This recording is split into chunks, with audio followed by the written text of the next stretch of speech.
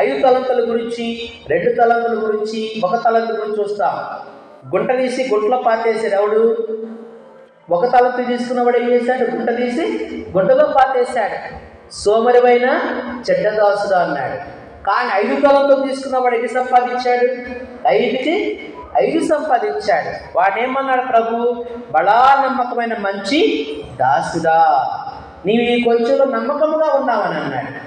చూడు ఎంతగా అభినందించాడు ప్రభు.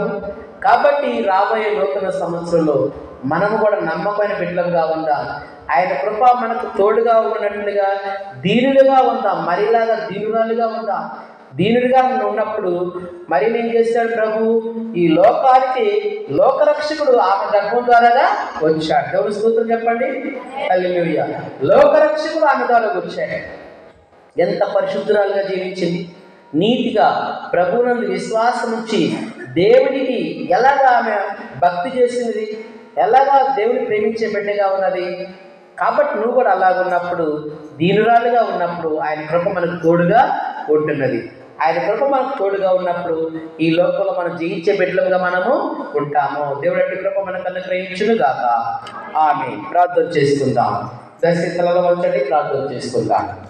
పరిశుద్ధ తండ్రి, ప్రేమగల మా ప్రభువా, మీ పరిశుద్ధమైన నామమునకు స్తుతులు స్తోత్రాలు చెల్లించుకొంచున్నాం నాయన. విత్తబడిన వాక్యాన్ని మా ప్రభు మా హృదయాలు ఫలింప చేయండి. మీ కృప మాకు తోడుగా ఉంటే రాబోయే నూతన సంవత్సరంలో నాయన మేము నాయన దేనికి భయపడే అవసరం లేదు. అనారోగ్య పాలైనా మీ కృప మాకు తోడుగా ఉంటే నాయన మాకు ఆరోగ్యం మరలా తిరిగి అనుగ్రహిస్తారు. మా ప్రభు మీ కృప మాకు తోడుగా ఉంటే మా ప్రభు ప్రమాదాలు జరిగినప్పటికీ కూడా క్షేమము దయచేస్తారు. మా ప్రభు మీ కృప మాకు తోడుగా ఉన్నట్లయితే మా ప్రభు మేము ఎక్కడికి వెళ్ళినా కూడా జయము చూస్తాం. కాబట్టి నాయన మీ కృప మేము పొందుకున్నట్లుగా ఆ దీన మనసు మాకు దయచేయండి.